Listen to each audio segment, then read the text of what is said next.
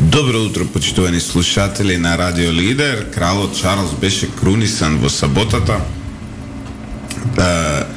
Ние немаме банк холидеј за разлика од цела Англија. Мора да работиме и денес, иако викендот нели со Ивица интензивно го следевме настанот на крунисувањето.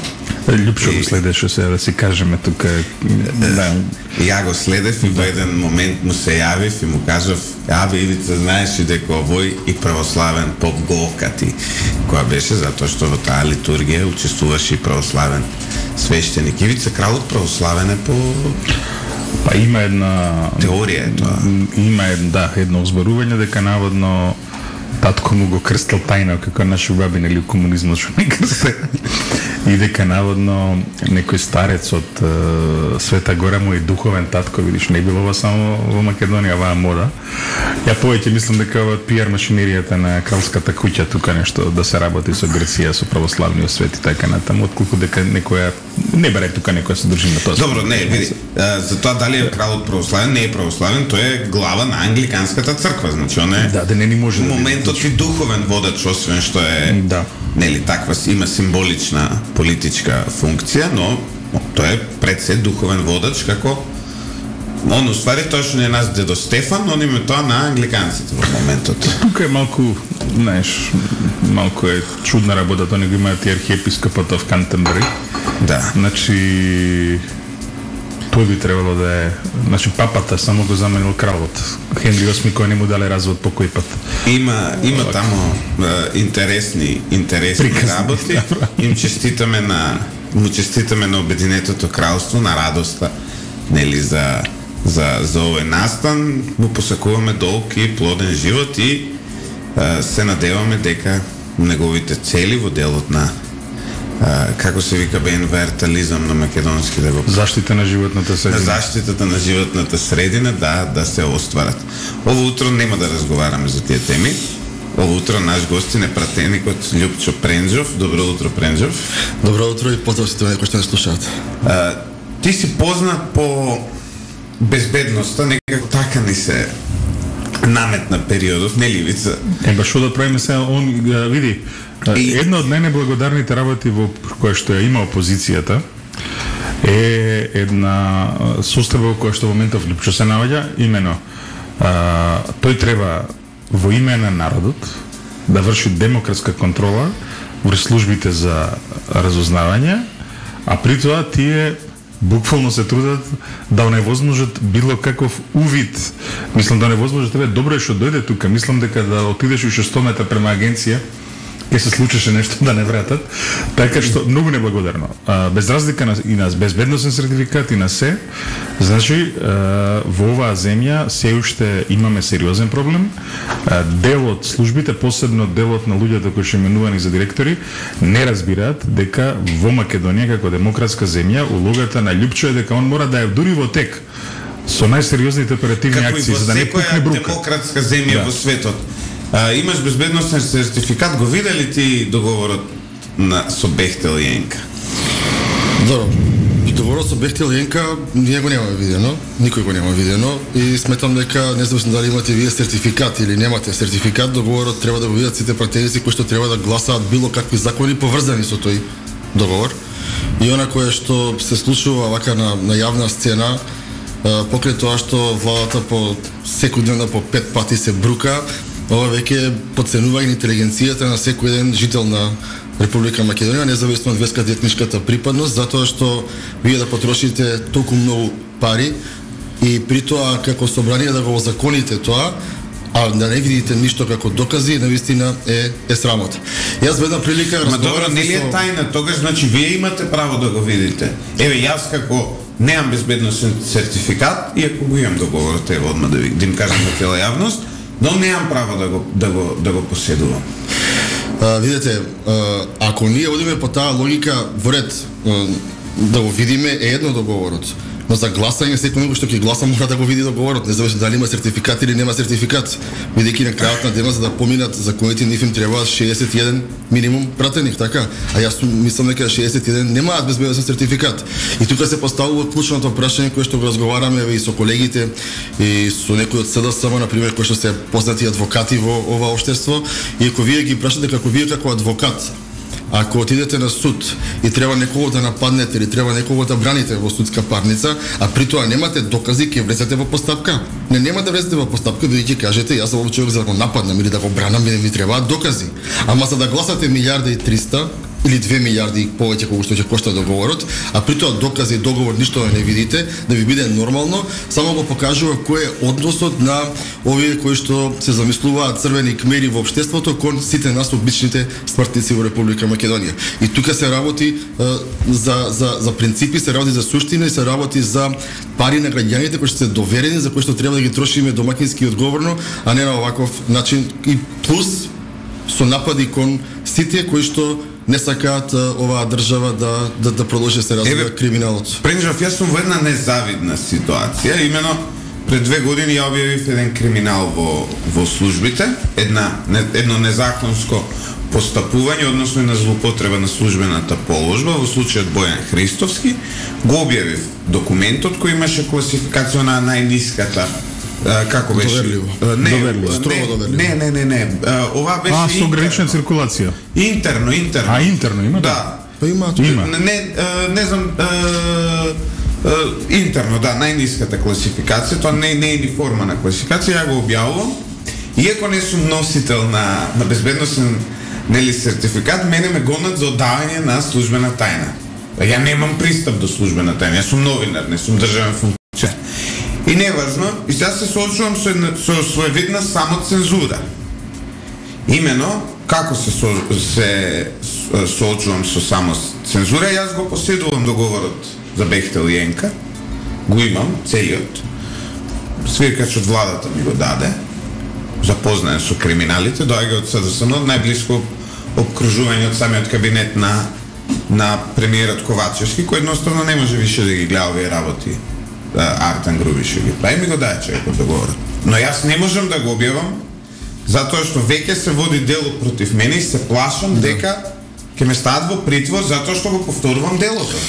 Така е, видите, прво тука треба да видиме, јас го немам видено договорот, како изгледа.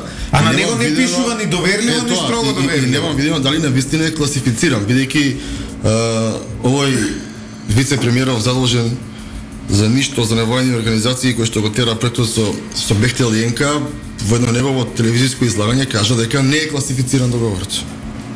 И сега, потоа, после 3 дена велат, договорот е деловна тајна, па потоа е класифициран договорот, тоа се различни работи, се гледа дека се гледа дека се уплашени и се гледа дека сакаат да го скријат далеку од очите на јавноста. Како и да е, во следниот период во собранието ќе има жестока дебата во врска со договорот со Бехтел и Енка. Договорот мора да го видат граѓаните. Не можете вие некого да го терате во нормална современа демократска држава во 21 век, некого да го терате да плаќа данок. При тоа, ако не плаќа данок, да има 300 последици од државата согласно актуелната легислатива, и при тоа истиот тој да не знае каде му се трошат пари, зашто? Кажете ми, каде е твојата роља, ти си избран или за... Види, ти си за тоа избран од народот. Има договори кои мора да бидат класифицирани, како например набавка на оружје. Тоа мора да биде друго. Тоа е друго. Набавка на оружје, ако правите нуклеарна централа, ако имате некои витални објекти, каде што делови од тие договори се класифицираат, бидејќи тоа е во интерес на безбедноста на државата. Не може класифицирана информација, господин Златев, да биде градење на автопат. Да. Поставување на асфалт не може, или тунел, не може тоа да биде државна тајна. Но толку повеќе што како тоа ќе биде државна тајна, а во собранието ќе пристигаат закони во основа на тој договор, некој треба да ги гласа овака или онака, независно како ќе се поставите вие врска со договорот. Кое подценување на демократијата, кое подценување на народот е тоа? Оние кои што одат на избори, кои што тропнале на врати на граѓани, кои што имаат определени ветувања према било кој граѓани во оваа држава, кои што потоа тие ветувања ги спроведуваат во собранието и одговараат за своите постапки, немаат право да го видат договорот, а Артан Груби кој што не беше на избори во 2020, Ковачевски кој што не беше во 2020 година на избори, тие одлучуваат колку пари, каде ќе отидат и колку тоа ќе чини. И тоа имате вие на карикатура од демократија во државата. И на крајот на денот, ако ги видите последните случувања кои што треба ова недела да пристигнат во собрание закони со европско знаменце, ќе видите дека определени политички партии, независно што се сменети генерации од 90-тите години од тука, тие генот не си го менуваат. Што е разликата од 90-тите години кога се приватизираше Македонија по закон и договорот и Бехтел-Јенка кој што ќе се прави по закон? Значи вака, ова кратко истражување направив ова утро. Дури разговараме, значи Ивица и Љупчо, просечната цена на километар на Бехтел-Јенка треба да бидат негде околу 12 милиони евра. Така му доаѓа. Добро. Според цената која даваат. Сега, споредбено, сега правам анализа, има World Highways, нели, еден вебсайт, колку чини во светот. Во Данска, 1 километар последната година, нели, која граделе, чинел 5,89 милиони евра, што е двојно помалку.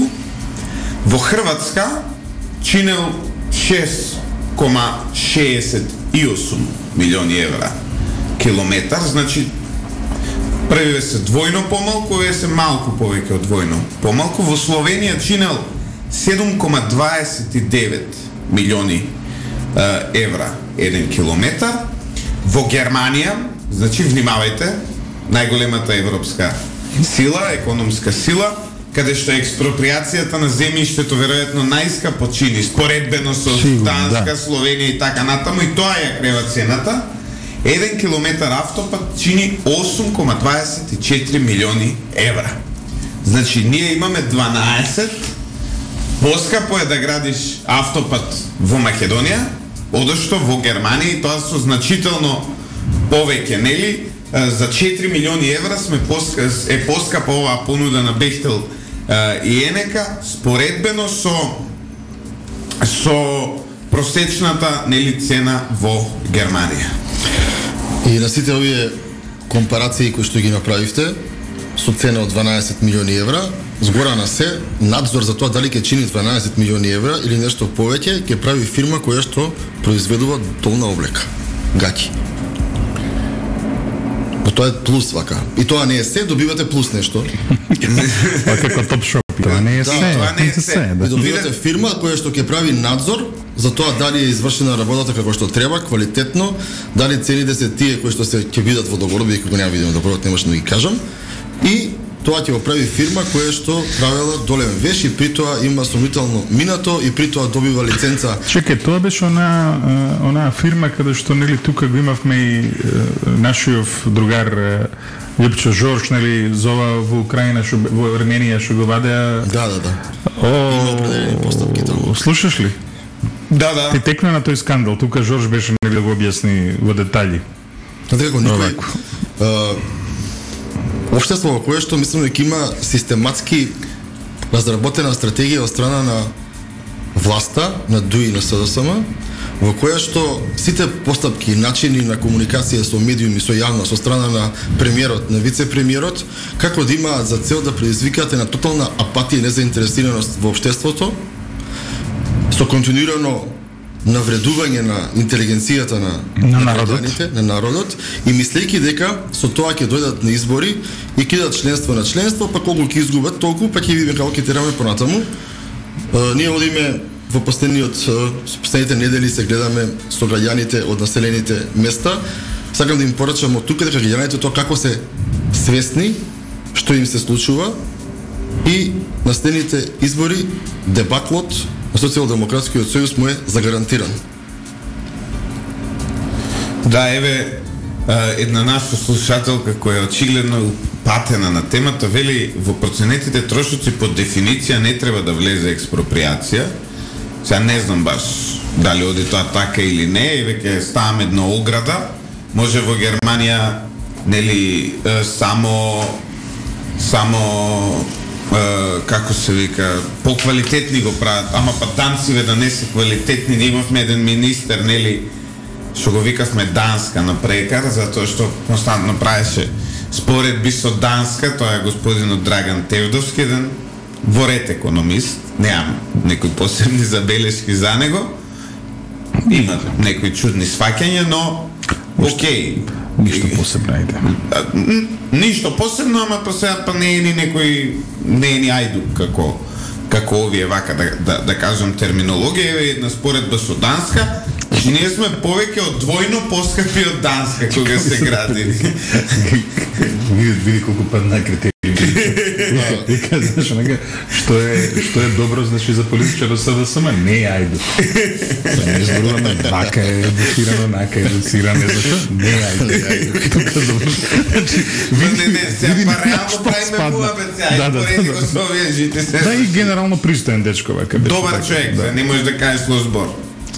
Нас ни требаат способни луѓе, добри луѓе има секаде, но ни требаат пред се способни луѓе кои што ќе ја водат државата. За жал ние имаме влада која што е убедливо најнеспособна и во регионот, и во Европа, и во историјата на Република Македонија.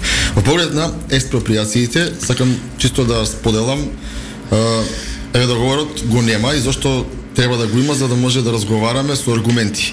Она кое што се зборува во јавноста и за кое што излегуваат определени документи е тоа дека кога ќе се прави експроприација на рутата, објектите кои што се диво изградени и објектите кои што се нормално со дозвола изградени ќе добиваат ист паричен износ кога ќе се рушат. И сега ако тоа е јавно, и ако дојде во собрание, секој ќе праша, чеки сега, ако некој градал легално има направено куќа, покутнина, нива, овоштарник и така натаму, и за тоа и платимо државата, колку што пропишувале законите, а друг градал нелегално, кој што си знаеме голем дел од граѓаните, и сега ако ќе дојде да мине трасата, еднакво ќе бидат обештетени оние кои што го почитувале закон и кои што не го почитувале закон. Ама не знаеме ова нели класифицирано. Не знаеме, така се, ама така во јавноста излегуваат такви документи, така ли? И јас велам да не шпекулираме, дајте договорот да го видиме сите. И не може да помине нешто да се гласа за или против, при тоа да не го видите. Видите, ако да речеме гајани кои што излегле на кафе, на ручек, на вечера, разговараат со пријатели, и ако темата на разговор е автопатите Бехтел и Енка, че тие може да си разговараат помеѓу себе во основа на перцепции, на мислење, да го виделе, да не го виделе договорот. И тоа е нормално, така е секаде.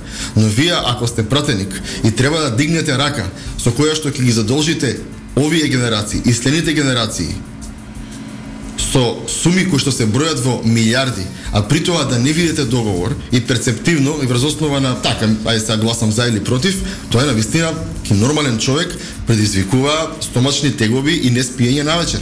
Ја не знам како овие луѓе планираат да гласаат, ако планираат да гласаат толку многу пари, при тоа да не ги интересира што пишува и каков е договорот и кои правни реперкусии ќе ги предизвика и врз државата и врз сите нас кои што живееме тука и ќе живеат добро во Република Македонија. Ова прашање е до двајцата. Ивица, прво ти одговори ми, те молам. Како е нели од таа област, Ковачевски е во Вашингтон и ќе има средби со Блинкен, Ескобар, Шоле, како и со бројни сенатори и конгресмени, нели? Највисоко листата на оние што ќе се сретне Ентони Блинкен, тоа е човекот кој практично во овие моменти нели ја води надворешната политика. Ја води американска дипломатија, така. Да, ја води американската дипломатија. Може ли ова да го протолкуваме како поддршка за Ковачевски да остане на власт во Македонија? Не, во средба на премиерот една НАТО земја во Вашингтон. Затоа што јас разговарав со луѓе од премиерот, од околината на премиерот Викендов, кои ми ги носе и претходно, нели, кои ми ги даваат овие документи, кои ми кажуваат каква музика слуша и така натаму, и ми велат, ова вика е сигнал дека американците стојат зад нас и дека вика нема тука мрдање. Ја им кажа, викам, абе знаеш како Бучко се сретне со Буш, со председател на имаше катастрофален пораз, така. И тоа во Белата куќа внатре, не негде таму на маргините на некоја средба, туку in the White House, внатре, веројатно само ни Борис Трајковски мислам дека како македонски лидер. Не, чекај се, тука малце посложени се работи. Да. Значи, Америка, затоа што има председателски систем, во ролјата на председателот се обединети и председателот на државата и председателот на владата. Така? Кај нас во Европа најчесто оваа работа е разделена. Да. Се. Освен во Франција, да речеме, каде што не е. И во Франција има премиер. Да, но Добро да, ама пак, не. Значи шеф на влада е овој. Премиерот, овој е шеф на државата со засилени ингеренции за разлика од нашиот председател. Нашиот председател е тие помеките, како да кажем. Нашите англиска кралица ќе би била англиски крал.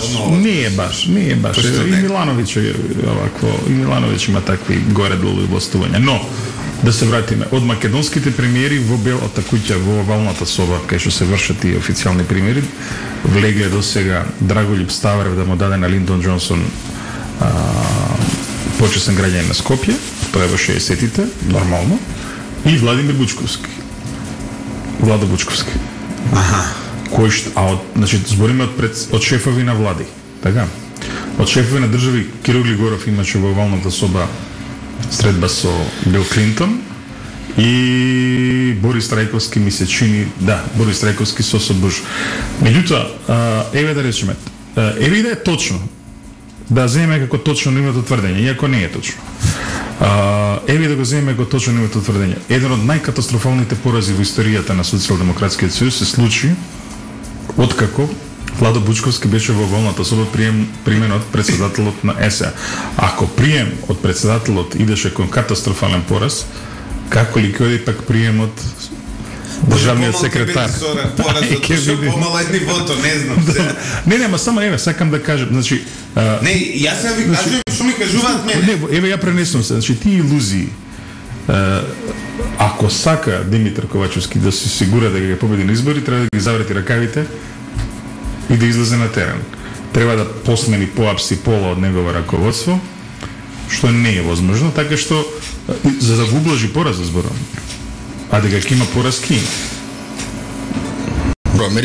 Америка е наш стратешки партнер и голем пријател на државата и добро е било која влада, било кои представници на владата да се среќаваат со американските колеги и тоа е нормално и така не гледам ништо ниту чудно ниту спорно во тоа. Апсолутно. Со оглед на тоа дека на кое што го знам. Но спорна е оваа теза дека Она ви кажам, она кое што го знам, тие беа во Обединените нации, претпоставувам дека искористиле поседата на САД да видат и некоја билатерална средба да направат на маргините. Сакам да кажам две работи. Првата работа е дека за тоа кој ќе биде власт во Република Македонија одлучуваат исклучиво граѓаните на Република Македонија, тие одлучуваат кој ќе ги води во следниот период после парламентарните избори. Апропо тезата дека ако се видите со било кој представник или висок представник на Америка, дека тие даваат поддршка или не, јас само ќе ви кажам, ви истражете и видите Радмила Шекеринска е последната која што се виде со, мислам дека беше министерот за одбрана на државниот секретар за одбрана на Америка и потоа од кога се врати подведени си поднесе оставка. Така што има тези и вакви, има тези и такви. Она кое што е важно за граѓаните и да се вратиме повторно на темата првична е тоа да владата ја зголеми транспарентноста, го даде договорот на увид да видиме дали кој колку краде во оваа држава, бидејќи борбата против корупција е приоритет и на граѓаните и на Соединетите американски држави, а корупцијата во оваа држава последните 6 години си има име и презиме, а тоа се вика власта на СДСМ и ДОИ. Да, генерално ова е вашата теза, но за Ковачевски велат дека е многу значаен меѓународно, затоа што пак од друга страна, за прв пат во историјата, наш премиер, се извинувам, говорил пред, како се вика тоа, пред Советот за безбедност во Обединетите нации. И тоа не е точно. Не е точно тоа. А тоа е на владата теза. Па не е точно. Говорили предходно. Од СДСМ рекла дека ова е прв пат во историја да наш премиер пред Совет за безбедност да зборува. Ова ми е како да кажам, многу ми се плитки тези. Еви да е точно, ајде. Еви да е точно. So what? Процедурална работа. Еви да е точно. Наши министри зборувале тамо, наши председатели зборувале тамо, амбасадорот вајда нешто работи во Њујорк и тој зборува тамо. Добро. Немајте за амбасадорот, има човек од лични проблеми во моментот. Добро, не е битно сега, не знам што знаеш, ама не е битно. Нема ни да споделам, пошто не е од таков карактер. Добро, не знам, ама еве кажувам, што тука... Еве. Добро. Не гледам поентата, али добро, ете. Пренџов, како гледаш на меѓународната позиционираност на Македонија во овие години? Ние имаме војната во Украина, каде што Македонија, нели, нормално има заземено една страна која има сите наши партнери заземено. Регионално тука имаме со Бугарија те проблеми. Се држиме на страна од косовско-српското прашање. Каква меѓународна политика води оваа влада во вториот дел? Значи, зборуваме од Ковачевски наваму, него да го исклучиме делов Димитров Заев, пошто сега е они против тргна Ковачевски. Добро, вака, моје мислење е тоа дека, како што кажавте и вие, моментално има војна во Украина и ние како држава сме на страната на, се разбира, на НАТО.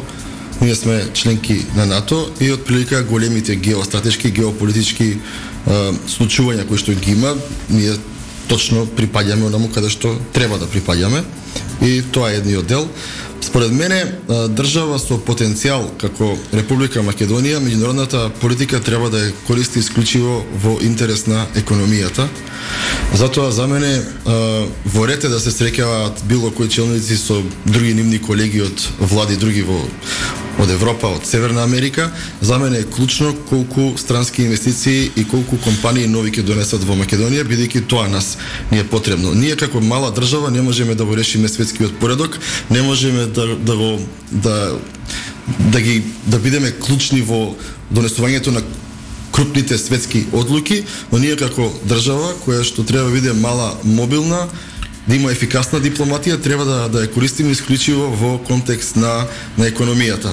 Од две причини. Првата причина е затоа што се повеќе и повеќе луѓе ни се иселуваат, практично имаме екзодус од државата. Втората причина е ние се убаво вака слушаме владата помогнала с толку пари, волку пари, 2 милиарди отидоа за короната, 1,5 милиарда ги дадоа во ветар за електрична енергија, сега 2 милиарди евра за Бехтел и дали некој во оваа држава се прашува како ние тие пари ќе ги враќаме, да толку повеќе што немаме стопанство и кое стопанство може да издржи да ги плаќа овие кредити кои што се земаат. Затоа апропо на почетокот на вашата емисија, моја целосен фокус во собранието, најголем дел го поминувам во економијата, во макроекономијата и како оваа држава да застане на здрави нозе. Бидејќи вие може да имате какви сакате природни ресурси, може да имате какви сакате автопатишта, ако немате луѓе и економска активност во државата, се ви е тоа бадијала. Затоа, пак ќе кажам, секој амбасадор треба да трча од фирма во фирма, наместо да седат по канцелариите и да носи дали гринфилд, дали се отвори некоја, се реотвори некоја браунфилд инвестиција, бидејќи луѓе дојдовме до 7-8 милиарди, некој треба да ги враќа тие пари. Во однос на Бехтел и имаме конечно слика во однос на тоа со експроприацијата. Разликата е тоа што цените во Данска, во Германија и во Хрватска, кои јас ги прочитав, се со вклучена експроприација, кај нас овие 12 милиони евра, Ивица и Љупчо се без експроприација. Така што кај нас цената дополнително ќе расте во однос нели на овие места. Ја спомнавте задолженоста на државата. За овие теми ќе продискутираме во вториот дел од емисијата, затоа што економската ситуација ќе ни биде нели фокус таму. Сега одиме со краток блок на реклами, пауза, малку да здивнеме и конечно да се напиеме еспресо. Пред да тргнеме на економијата со нашиот гостин од ова утро Љупчо Пренџов, имаме едно така прашање кое не очекувам конкретен одговор, затоа што политичарите никогаш не дават конкретни одговори, но од една страна СДСМ ги облекоја лециви и тргна на терен. Ивица, нели, го видовме, тоа е сега последно, видов слика пред неколку дена од Маричич, дека не може да го закопче елекот. Така што тоа е сериозен логистички пропуст на СДСМ. Од друга страна, еве сега гледаме и опозицијата, односно ВМРО ДПМН и Мицковски тргна и тој од град во град со една, како се вика тоа, кампања, со средби со граѓани, ги видовме и подпредседателите на партијата на терен и цело раководство и така натаму. Зошто би се правило ова ако не очекуваме избори?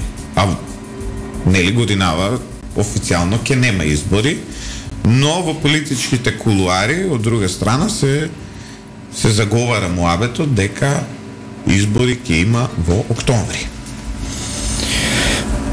Две работи. Првата работа е тоа што точно е тоа дека СДСМ се така помеѓу граѓаните, ствари тоа се помеѓу собственото членство и тоа само помеѓу 20% измеѓу собственото членство, бидејќи од она кое што па јас го знам е тоа дека 80% од нивото членство не излегува и не сака да ги гледа нивите функционери и дека револтот пред се од нивото членство кон граѓаните кон нив е голем. Револтот и фрустрацијата која што потоа имаат овие од власта е таа која што ги кочи. Од друга страна, ние сме континуирано во контакт со граѓаните, тоа не би го нарекол кампања, туку тоа би го нарекол едно општење помеѓу представниците на опозицијата во институцијата собрание или онаму каде што имаме прилика да управуваме со институциите и граѓаните, нивните потреби, бидејќи она кој што го гледаме моментално во владата, имате вие луѓе кои што се одлепени од реалноста и од потребите и на граѓаните и на собственото членство. Така што дали ќе има избори во октомври, ние сме спремни за избори да има уште утре, но тоа е единствено во надлежност на 62 пратеници, бидејќи единствениот механизам во демократијата во Македонија е тоа да имате 62 пратеници. Јас сакам само да споделам уште еден факт кој што е општо познат. Например, во 90-тите години, кога тогашното ВМРО ДПМН барало превремени избори, а тогашниот СДСМ не ги дозволувал, овие почнале да собираат потписи за референдум за превремени избори и тогаш во меѓувреме СДСМ го има сменето законот за референдум, каде што вие може да барате референдум за се, освен за превремени парламентарни избори, така што тоа е практично еден дефект во демократијата, каде што огромното мнозинство е незадоволно од оние кои што го представуваат и оние кои што го управуваат, а при тоа не може да предизвикаат превремени парламентарни избори и стоп на понорот кој што се случува во општество само затоа што имаме 62-3 пратеника кои што се задоволни од власта, и тоа е вака реалноста во Македонија. И мислиш дека може избори да очекуваме? Види, низ куларите, еве сега ќе ти кажам една работа за која што јас рекол. Некао медиуми, пошто избори се добра реколта за нас, финансиски зборам. Не, веднаш ќе ти кажам, ние сакаме 4 пати годишно да има избори. Викендов не ти кажав, значи низ Скопје кружи една работа која што јас ја одбивам како знаеш, она која се немаат работа па прават сценарија по кафеаниве. Кружи една приказна дека наводно во ноември или на есен ке дал оставка Пендаровски за потоа да се иде на вонредни председателски избори, затоа што власта смета дека се уште збирот на гласовите од нивната коалиција е поголем од збирот на опозицијата, пак е победиле на председателски избори, па од тука се отвара шанса да победат на парламентарни избори. Мене ми делува како едно тотално неверојатно сценарио, затоа што прво оставка на председател е многу крупна работа. Оставка на председател за некој да може да оди на избори ми делува као не колење на бик за едно кило месо, туку колење на стадо бикови за 1 кило месо, нели? Така што ова сценарио го одбивам како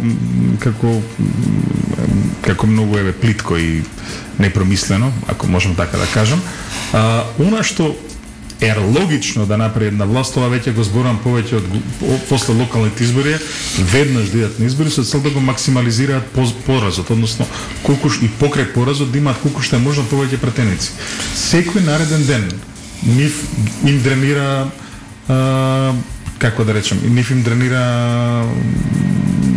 гласач.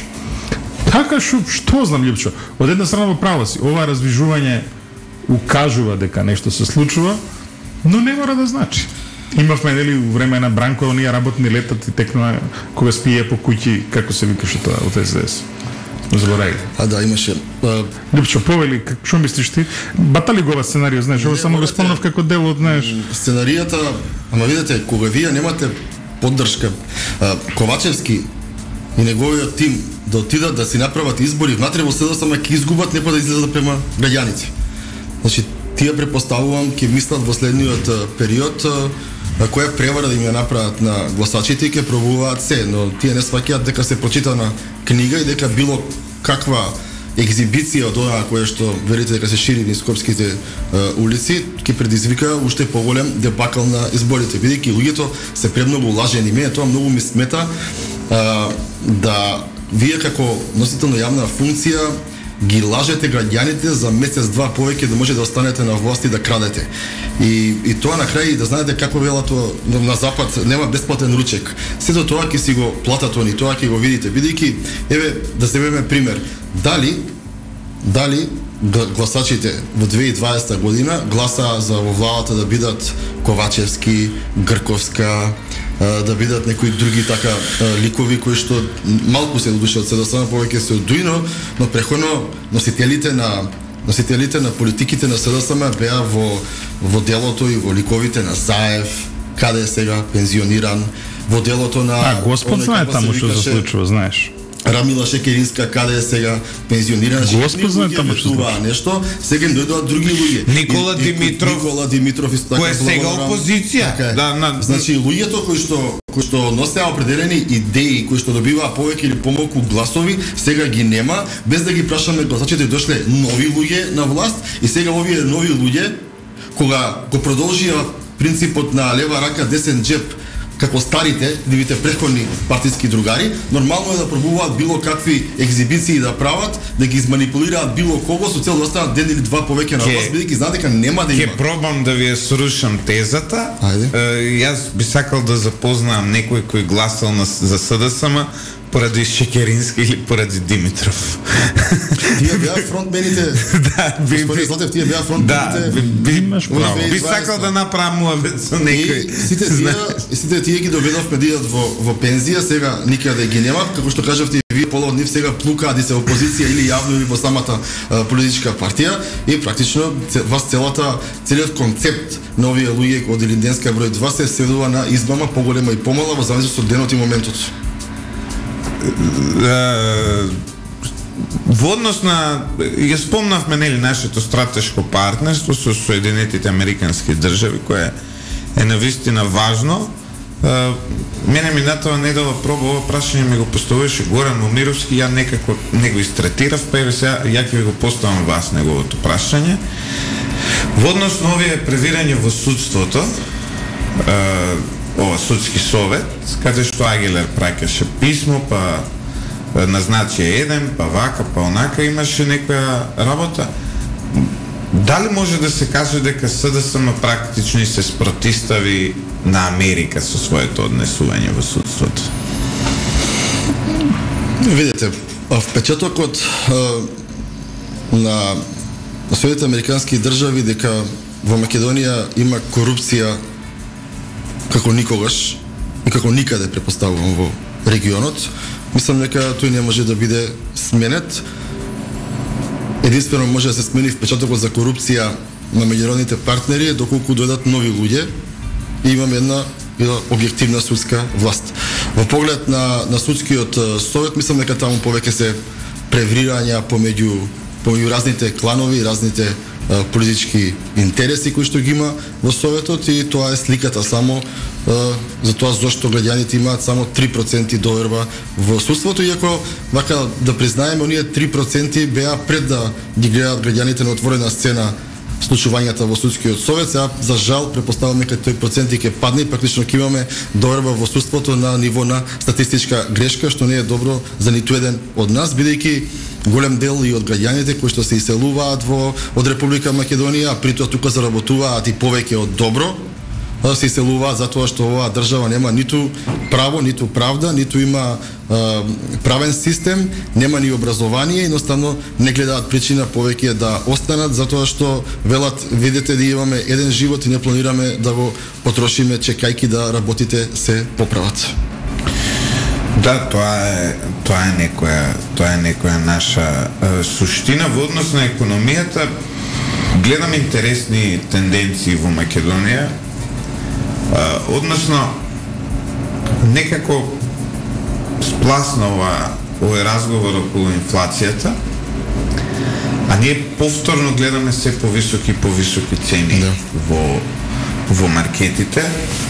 Не знам, јас сеќавам на времење кога 15 денари беа краставици во маркет, сега се огромни бројките. Е само еден пример таа.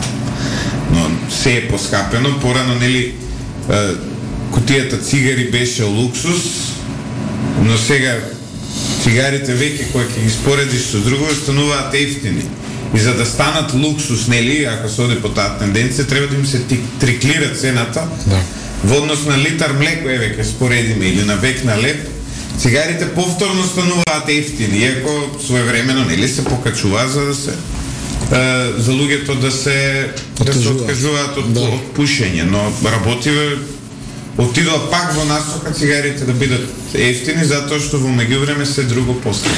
Неискрениот однос и луцидноста и огромните дози на криминал ги прават овие од владата да немаат храброст да ги погледнат граѓаните и да им кажат која е состојбата и кои мерки треба да се превземат, бидејќи во економијата се знае за вакви ситуации какви мерки се превземаат. Што сакам да кажам? Например, господине Злате, видете, ако ние гледаме, ќе видите дека имате инфлација во Македонија 14,7%. И тоа подразбира да нешто ако било 100 денари, сега кошта 114-115 денари. Но состојбите не се такви. Тие користат статистиката за да ги прикријат реалните инфлаторни движења во државата, бидејќи, за разлика од нивна Илинденска, 95% од населението во Република Македонија, основните, најголемиот дел од месечната заработувачка ја дава и прво на плаќање на сметки за комунали, дома, струја, вода и така натаму, и потоа другите се за храна и за превоз. Ако остане за облека еден месец арно, ако не, ќе видиме за следниот месец. Кога ќе дојдеме ки храната, ќе видиме дека основните прехранбени производи се качени измеѓу 25 и 42%. Значи не инфлацијата 15%, туку инфлацијата е 35%, таа е реална, која што ние сите ја гледаме. Например, минатата година кило свинско месо беше 240, 250, 250, зависи каде ќе го купите, сега е 350, 360 денари. Тоа 15% ли е? Не е 15%. Минатата година купувавме 3 килограми компир за 100-120 денари, денеска ви е 60-65 денари килограм компир.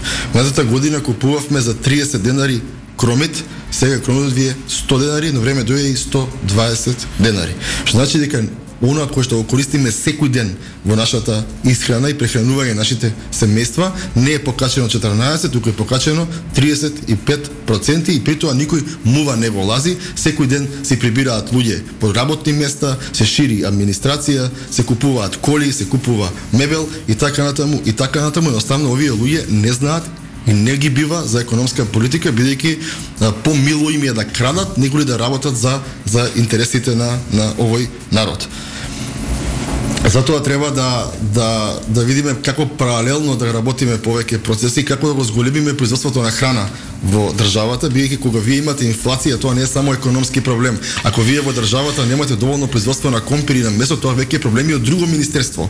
Че треба да се седне наместо на Боемска, кај што седат од сабаја до вечер, треба да седат по канцеларии, по кабинети, со податоци пред нив, со викање на служби, со разговори со земјоделци, разговори со сточари, разговори сите засегнати, со цел да се најде едно решение. Ама за тоа треба работа, а овие од Илинденска немаат ребро за работа, они имаат само ребро за лагоден живот, најчесто платен од сметката на граѓаните. Ребро за ребро во фурна. Имаат ребро за ребро во фурна, еве гледам од Сабајле. Само чисто и за гледачите, јас тоа сум го кажал и порано, сакам да потсетам дека лага е дека целата инфлација е увезена. Вестината е дека во 2021 година инфлацијата почна во август во Македонија. Ако се сеќавате кога се вративме од летните одмори во 2021 година, тогаш почна определено зголемување на цените. А инфлацијата во еврозоната почна 50 денови покасно. Затоа ние имаме 60% увезена инфлација, а 40% имаме домашна неспособност, незнаење и неработа на институциите. Што значи дека кога ќе намалите вие за 40% од она кој што губиме сега, цените би биле многу поподносливи неголи како што се актуелните. Да, еве, се обидувам да најдам некои рационални објаснувања. Еве, Македонија во моментов е убедливо најзадолжена земја во својата историја, односно јавниот долг е на највисоко ниво, тоа е од една страна, но од друга страна кредитите кои ги земаме се далеку неповолни, односно овие еврообврзници последниве беа со една камата која е практично како од огромна беше. Овие за брзи кредити да мислам дека беше 6,7 така некако беше. Знам двојно јас истражував и ваш да сте земале. Тоа разговарав и со колеги пратеници, баш ги прашував и некои од СДСМ јавно ги прашував. Добро, ако на пример вие како Липчо Златев, пример, сакате да подигнете кредит, да речеме некој од банкиве за стан и сакате да земете 30.000 евра кредит.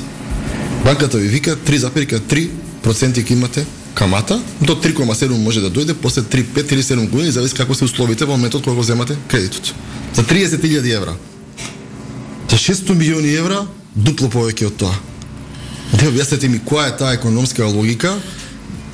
Видете, обично кога вие на индивидуа може да ја дадете кредит со 3,3, а на држава 6, кустур. Во банкарството многу се едноставни математиките, доколку пласманот е ризичен, идеме на тоа. Секогаш каматата расте. Така е. Доколку вас ви е Германија клиент, вие немате проблем да дадете сподиска камат на се враќаме на основата дека не цветаат ружите во државата. Генерално имате ризичен клиент.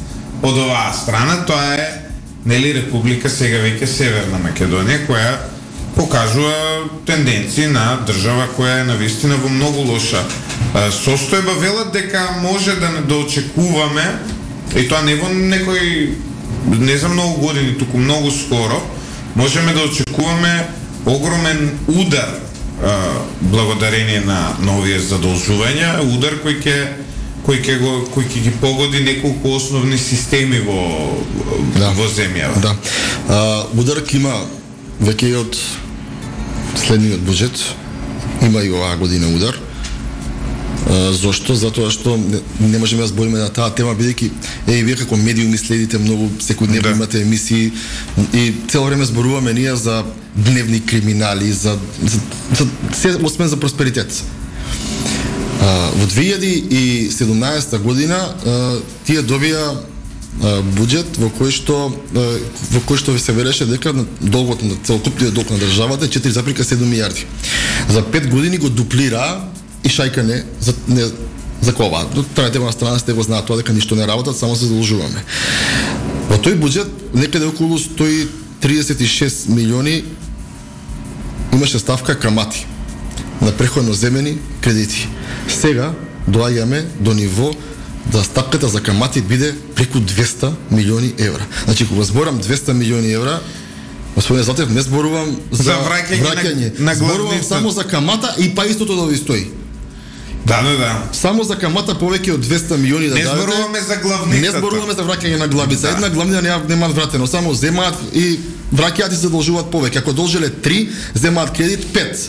Ги враќаат тие 3 уште плюс 2 милиарди пример за кредит. Имаме такви примери во личниот живот, познаваме сите на и доаѓаме до ниво кое што е многу сериозно и многу алармантно. И затоа го спомнав преходно факторот, окей, дека се гледа, ворете тоа, дајте да донесеме компании, нема кој да го враќа долгот. Бидејќи оние многу компании имаше сијат од Македонија. Да. Бил го рекетирале, му барале мито, на суд не можел да заврши работа, ако тогаш... Онде ја имам книгата од Никола Груевски за стратегијата за привлекување на странски инвестиции и ја имам прочитано. Сега, види, со многу мани кои ги има овој наш поранешен премиер и многу забелешки кои може да му се најдат за неговото однесување како премиер, но и неговото однесување сега, како нели своевиден принц во Будимпешта. Со многу забелешки што ги имам скон него, пак може да кажем дека во овој дел за странски инвестиции човеков беше во споредба со се што овде поминало како власт беше генија. Сега, токму таа е забелешката дека привлекувањето на странски инвестиции е долгорочна работа. Тоа не е ден за ден. Не. Ние он ги почна уште 2006, 2007, 2008, ние првите резултати ги видовме после 5 години, 4 години, така што е нормално. Што е нормално.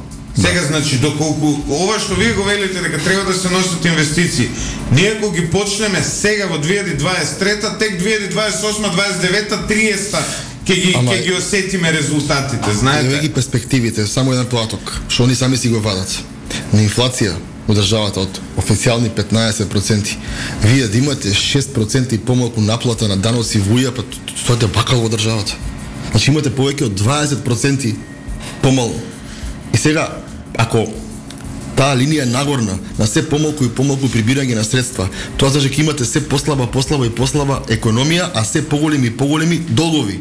И кажете ми како ние ова ќе го сервисираме. Да, не одржливо. Плюс имаш, слушам дека, знам дека и тоа го следиш Липчо, имало некој извештај на ревизија за УЈАП кој што бил катастрофален. Каде што е, например...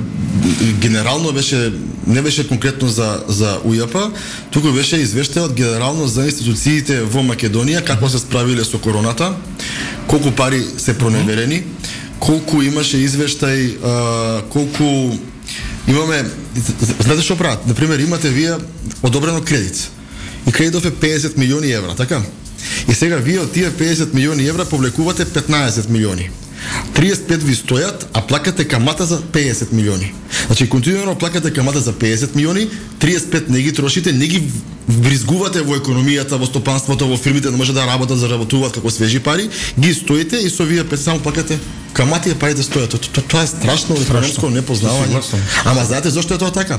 Заради тоа што вас ќе ви кажа што сакате вие да правите, сакаме тоа да правиме. Проекти имате сработено? Немаме сработено проект. Ревизија на проекти имате сработено? Немаме сработено. Е па како да ви го пуштиме кредитот? Ама ние плаќаме камата, ќе си плаќате? Со многу сериозни. Меѓу другото беше дека и нема таму, како што разбрав, дека системот има некоја нова софтверска апликација за која што никој не од внатрешните не е обучен да користи. Тоа да. Тоа дека не се користи и ова е страшно. Ама затоа па го кренале, значи верували или не, 5 дена има соопштенија што од влада, што од СДСМ, дека направиле огромна услуга со тоа што ги кренале оние на ДДВ поврат лимитот на 2200 дена. Молчат дека за 20% се прават приходите на државата. Да им објаснам на тие од СДСМ, 2200 денари чини ордеверот во кафаната која јаде Бојан Маричич. Значи без она главнината. Само, значи, пошто со финансиски мислам дека не се оправа тука во кафаната кај што јаде Бојан Маричич 2200 денари е отварање на мени. Ордеверот после доаѓа. Добро, значи да му го дадат минута да го отвори 2200. Да, има постојат и скапи ордевери, тука сме во право. Значи и да се фалиш во 2200 денари во ситуација во која платите толку многу си ги зголемија. Значи тоа е добро, па од друга страна у Македонија стана може да сега конечно норма. Ја ова покачување на платите не го гледам толку негативно. Затоа што станува се премиер примамлива позиција. Претходно, ако не крадеш, заработуваш као средно позициониран банкар како премиер. Сега со оваа плата од 3000 евра, што ја има премиер 3000 и нешто. Сега се средно позициониран банкар, порано беа као ниско позициониран банкар. Да, почетник. Добро, се, почетниците се од почетник кон средно некој. Но, сега стана атрактивно и виши ние што сме способни луѓе ќе фатиме да се интересираме да станеме премиери и политичари во оваа земја, пошто стварно, ако не крадеш со 3000 евра можеш да живееш добро дома у фамилија. Сега по овие во приватниот сектор повисоки плати има. Да, но сепак кога ќе ставиш заработка плюс општествена одговорност вложуваш во државата, станува атрактивно ако си способен да се бавиш со политика. Не знам се, средно позициониран банкар нема таква одговорност како што имаат овие луѓе. Да, но пратеници како прави. Ако имаш порив да помогнеш кон општеството, тогаш ќе се вклучиш. Значи, со тој порив се вклучува луѓе со пониска плата. Што знаеш, не е до платата, до поривате, а исто така и крадењето е до личноста, не е до платата лично. Да, но многу се ретки тие што не крадат денес у политика, морам, особено у власт, значи, јас.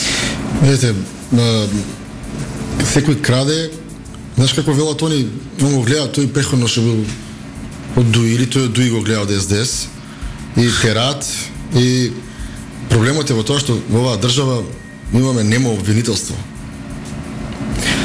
Отворете ги последните 5-6 извештаи на Државниот завод за ревизија, кои што меѓу друго да се пратени и во обвинителството и други институции, и секој ви стане јасно за неказливоста во државата. ДЗР вади многу интересни извештаи, јавно ги објавува и на Facebook и на нивната страна и ги паќа до обвинителство извештаите, како оној на МЕПСО што беше, и кога ќе видите дека имате мол под институциите, тоа е само поттик и за други да го прават истото. Да, практично јасно ни е на сите кои стои за тоа и дека станува збор за висока корупција. Почитувани, тука негде завршуваме нашата емисија, повеќе од 1 час сме во програма. Помина. Да, брзо ви помина, но така, повеќе од 1 час сме во програма. Се надеваме на скоро видување. Секогаш тука. Ивица, утре ќе пробаме малку на психијатрија да одиме. Ќе викаме еден гостин психијатар овде за ово Србија што се случи, но па не е лошо би нас некој јавно во програма да не прегледа. Па имавме годишен преглед, нели, што не прегледа. Па уште не стигнали резултатите, сега бар кои толку многу го обсервираат. Моите прашувам ја што е работава, значи кои толку многу го обсервираат. Почитувани слушатели, останете со 107,4 да ви најавам дека од 10 до 13 часот денеска ќе имаме прекин затоа што ќе нема струја во аеродрома. Нашето УПС може да издржи само 20 минути.